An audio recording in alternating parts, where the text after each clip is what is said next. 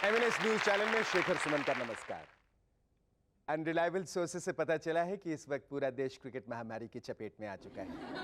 नैनीताल, शिमला, मसूरी में घूमने आए हनीमून कपल से बच्चों ने जबरदस्ती फील्डिंग की। देश भर के घरों में काम करने वाली बाइयों ने अब सिर्फ क्रिकेट बैट से कपड़े धोने की मांग दोहराई। देश के कई शहरों में बुजुर्ग लोग मॉर्निंग वॉक पे अपनी छड़ी ले जाने के बजाय अब स्टंप ले जाना प्रेफर करने लगे। अब छड़ी बड़ी का क्या काम बेटा, उम्र की इस आखिरी पारी में किसी तरह बस अपना विकेट बचा लें, यही काफी है। सबसे ज्यादा चिंता की बात तो यह है कि देश भर के सर्जन्स अब ऑपरेशन के लिए सर्जिकल ग्लव्स की जगह क्रिकेट ग्लव्स इस्तेमाल करने लगे। इस बारे में आइए बातचीत करते हैं डॉक्टर चीर फाड़के से। इस नए मेडिकल क्रिकेटोलॉजी से अब समय की बहुत बचत होती है। ऑपरेशन थिएटर से बाहर आने पर हमें पेशेंट के सगे संबंधियों को लंबे डायलॉग्स मारने की कोई जरूरत नहीं होती, बस उंगली का एक इशारा ही काफी है। Thank you sir. आज हमारे स्टूडियो में इनके अलावा दो और मेहमान आए हुए हैं जिनके नाम हैं स्मिता बंसल, तालियां, और भूपिंदर और मिताली देताली। लेकिन उससे पहले जोरदार तालियों से स्वागत कीजिए शेरुकी और इसके रबर बैंड का। टाटा।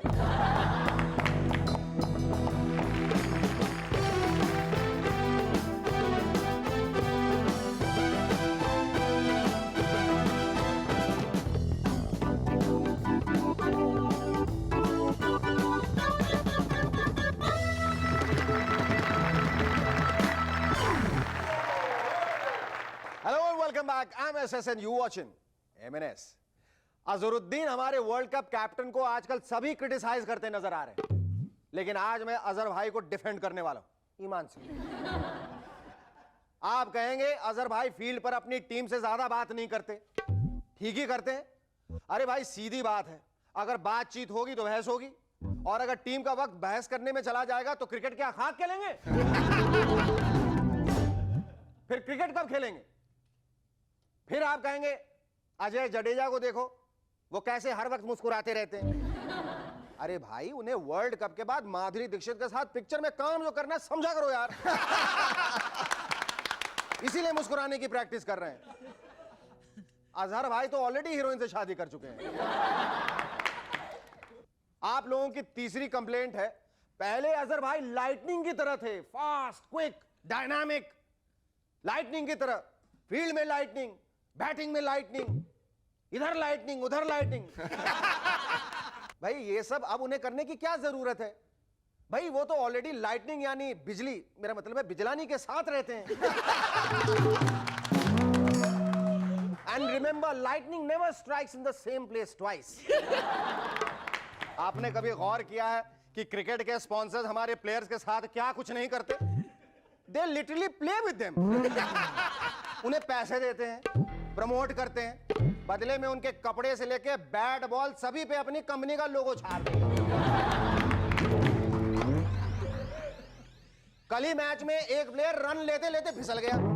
स्पॉन्सर दौड़ता हुआ वहां पहुंचा, झट से हाथ बढ़ाया और हमारे प्लेयर के शरीर पर जमी धूल को हटा लिया। प्लेयर ने कहा हट परे यार, मैं इंजर्ड हूं, मुझे फर्स्ट एड चाहिए, और तुम हो कि मेरे शर्ट पे लगी धूल साफ कर रहे हो, फूंके मार रहे हो। स्पॉन्सर ने कहा चुप करके बैठो, बाद में पहले हमारी कंपनी का लोगो लोगों को नजर आना चाहिए।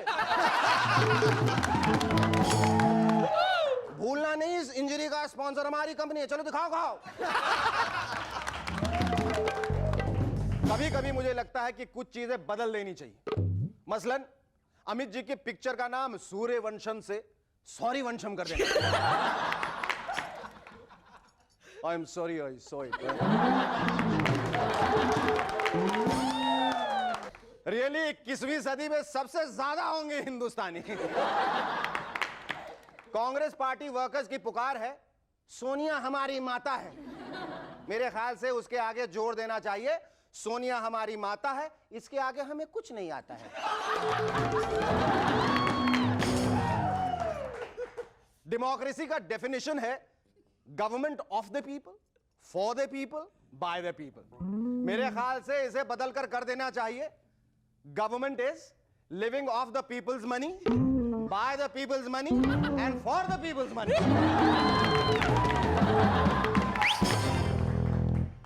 कुछ चीजें हैं जो मेरे पल्ले बिल्कुल नहीं पड़ती हैं। नहीं, मैं शुरू की बात नहीं कर रहा।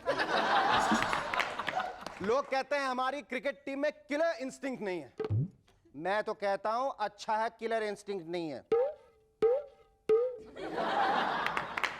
वरना पता चला हमारे किसी बैट्समैन ने किलर इंस्टिंक्ट की वजह से अपने बैट में बजूका छुपा के रखा हुआ है और 6 मारने की जगह बजूका कंधे पे रखा और 11 के 11 उड़ा दिया।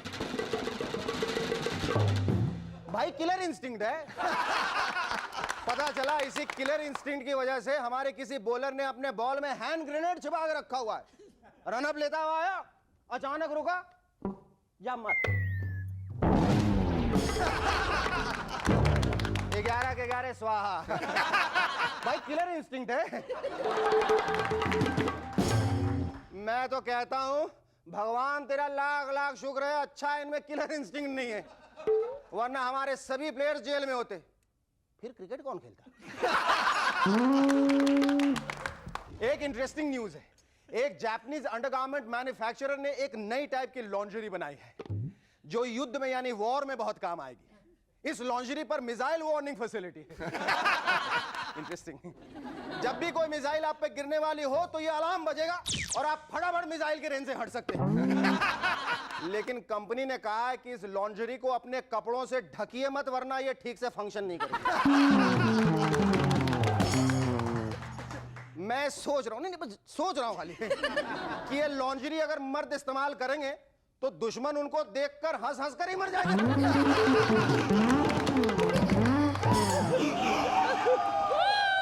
और अगर कोई महिला सिर्फ लॉन्जरी पहनकर जंग के मैदान में उतरेगी तो दुश्मन मिसाइल जैसे आम शस्त्र भूल काम शस्त्र मतलब काम शास्त्र की किताबें उठा लेंगे। Well, any which way you look at it, I think it's going to work. ये बड़ी खुशी की बात है कि फाइनली हम लोगों का सफर इंग्लिश वाला खत्म हुआ। सुना है कि रेलवे अथॉरिटीज की आंखें फाइनली खुल गई हैं। उन्होंने अपने टिकट बुकिंग क्लर्क्स को खास ट्रेनिंग दी है जिसे वो कस्टमर केयर कहते हैं। जी, इस ट्रेनिंग से बुकिंग काउंटर पे बैठे क्लर्क्स के स्वभाव में बदलाव लाने की कोशिश की गई। कोशिश। पहले मैं टिकट खरीदने जाता था, छुट्टे पैसे नहीं होते थे तो टिकट देने वाला क्लर्क चिल्लाता था, पक पक जाओ छुट्टा लेके आओ। ये बैंक नहीं रेलवे। न जाने कहां से चले जाते हैं यार। अब वही क्लर्क एक कॉइन निकालता है और मुस्कुरा के नम्र स्वर में कहता है,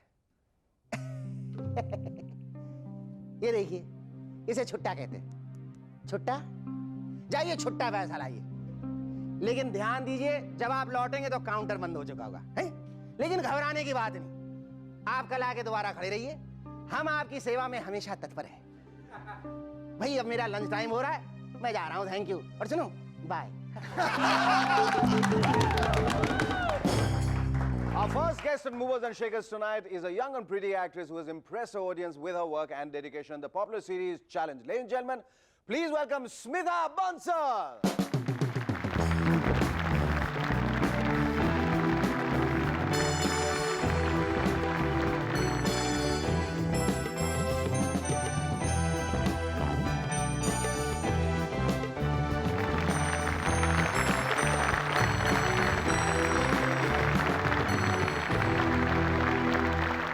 Thanks for coming on our show, Smitha.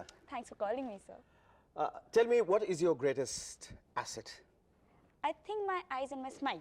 Your smile. Yeah. तुम्हें ऐसा लगता है कि तुम अपनी स्माइल को एक हथियार के जैसे इस्तेमाल करती हो? हथियार की तरह तो पता नहीं, but When in trouble, smile. yeah, When in any problem, smile. Always keep smiling, so because I think smile से वैसे भी people get impressed easily and तुम्हें कभी ऐसे जिंदगी में कोई सिचुएशन हुई जहाँ तुम पूरी तरह से फंस गई हो and you have smiled your way through? हमेशा ही ऐसा करती हूँ मैं तो, जब भी बहुत नर्वस होती हूँ, बहुत परेशान होती हूँ, हंसती हंस रहती देती हूँ तो वैसे ही सब प्रॉब्लम सॉल्व हो जाते हैं। गुड। ये बताओ, जब मैं तुम्हारा रेज्यूमे पढ़ रहा था और पढ़ाई में आप माशाअल्लाह थी, तो आपकी पढ़ाई में जब अल्प विराम लगा तो आपने उसे एक चैलेंज समझ के लिया और जिंदगी में फिर एक्टिंग करने की सोची? The only reason I started acting initially was मुझे पढ़ना नहीं था और मैंने पापा से कहा मुझे पढ़ना नहीं है पापा प्लीज मैं क्या करूँ, तो टीवी देखते देखते लगा एक्ट्रेस बन जाती हूँ, पढ़ना ही नहीं पड़ेगा। बस ये सबसे पहला जो तुम्हारा सीरियल था वो कौन सा था? I started with इतिहास which is still on DD1. अभी तक चल रहा है? अभी तक चल रहा है, इट्स अ डेली मतलब इतिहास बनाने वाली हो तुम? हाँ, वो चल ही रहा है, अब let's see, I think it's doing well उसमें आल्सो। किस किस्म का रोल है? उसमें मेरा पहला मेजर रोल था, and it's the first project which came on air with me as a major role. तो कैसा था? How did you react? जो तुम्हारा पहला रिएक्शन था जब तुम्हें ये रोल मिला, जो तुम्हें बताया गया कि तुम एक मेजर रोल इसमें अदा कर रही हो? I couldn't believe myself initially because I had screen tested and I was very sure कि मैंने बहुत बुरा screen test दिया है, मुझे कॉल आएगा नहीं, और I was sitting at home very relaxed and suddenly I get a call and I was like, excuse me, it can't be me. And they were like, no, you're doing it, and day after tomorrow we're shooting this, that, and I went there and met the director and I was told I was supposed to wear a sari, तो मैंने कहा साड़ी वाड़ी तो मुझे life में कभी नहीं पहनी है और अब मैं पहनूंगी तो पता नहीं कैसा लगेगा, but finally the director had so much of confidence in me that it was But not did you have enough confidence in you that you will be able to pull off a major role? I really initially I myself didn't know कि मैं कर पाऊंगी या नहीं, but as I started and होने लगा and the people liked it, the director liked it, I was like नहीं अब तो मैं कर लूंगी. Okay, Smita, we're going to take a short break, after which tell us more about your other serials, Kahan Se Kahan Tak and Alpiram and Challenge. Stay with us, we'll be back in a moment to chat some more with Smita Bansal.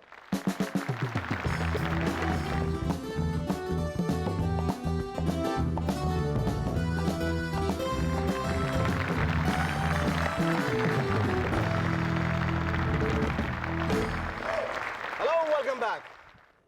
You know, when you smile, you know, one is forced to get smitten by Smita's smile. Absolutely. Okay, let's talk about work now. Yeah. ये जो तुम्हारा serial है Challenge, which was a very challenging role for you and it started off very well. How was it to work in Challenge? That challenge is the best thing happened to me, so I think it was a Why do you say pleasure. that? Why do you say that? I इसमें तो loved the role which was given to me in Challenge. It was the leading role and the challenge story revolved around me. So अच्छा, it इसलिए was तुम्हें अच्छा लगता है center of कि attraction, you oh, know. अब आगे भविष्य में क्या योजनाएं हैं तुम्हारी? क्या करना चाहती हो? अभी तो एक्टिंग ही करना चाहती हूँ. सिर्फ एक्टिंग करना सिर्फ चाहती एक्टिंग करना चाहती और हूँ. कोई खास रोल है तुम्हारे दिमाग में जो तुम करना चाहती हो? जो अच्छे रोल्स मिलते जाए वो मैं करती जाऊंगी. लाइक ऐसा कुछ नहीं है कि मैं ये रोल करना चाहती हूँ. Whatever good. और फिर कभी रोल को लेकर कभी कोई जो प्रॉब्लम आएगी या जिंदगी में और किसी किस्म की प्रॉब्लम आएगी, then you there's always your smile you can bank on. Thank you so much, Smita. It was lovely talking to you. Our first guest, Smita Bansal, had to leave for her shooting, so we move on to our second guest. Our second guest on MNS tonight is a couple who's bonded in harmony, be it in life or their music. Ladies and gentlemen, please welcome the musical duo of Bhupendra and Mithali.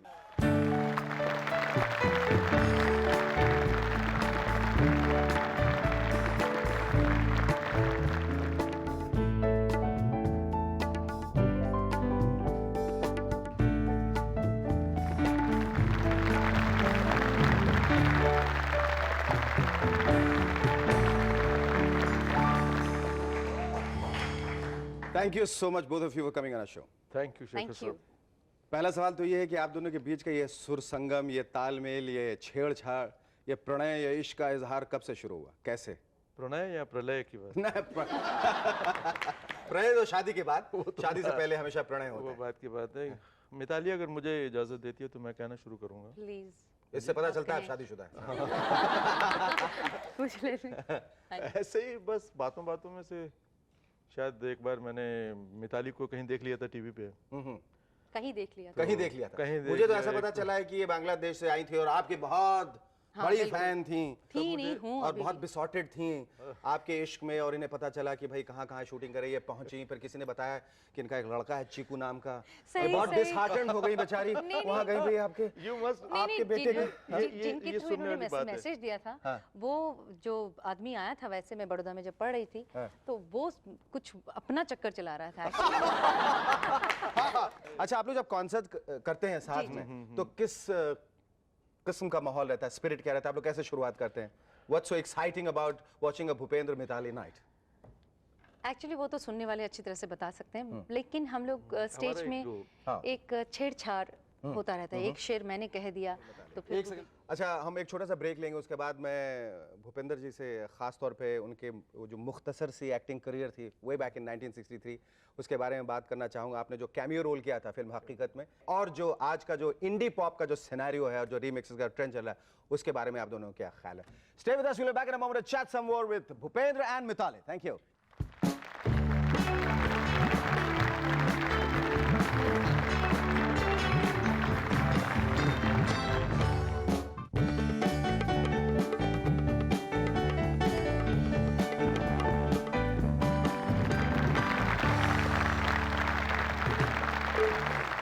Welcome back to MNS once again.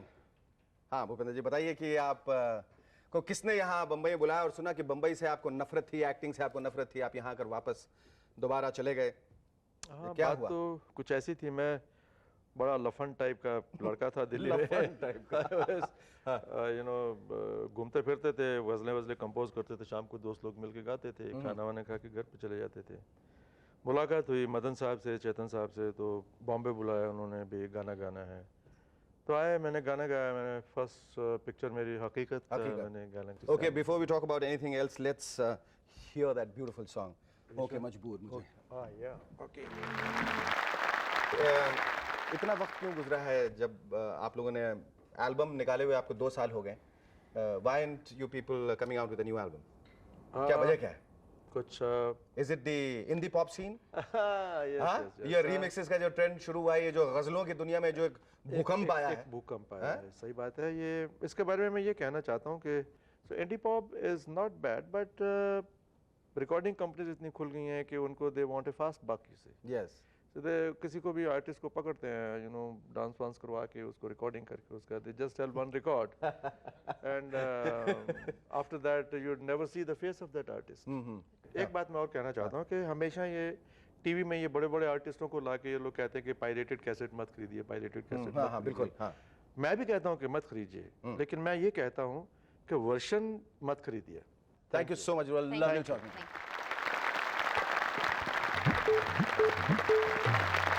आज से हम एक नई श्रृंखला शुरू कर रहे हैं जिसमें सवाल आपके होंगे, परेशानियां आपकी होंगी और जवाब, हल और निदान हमारा होगा।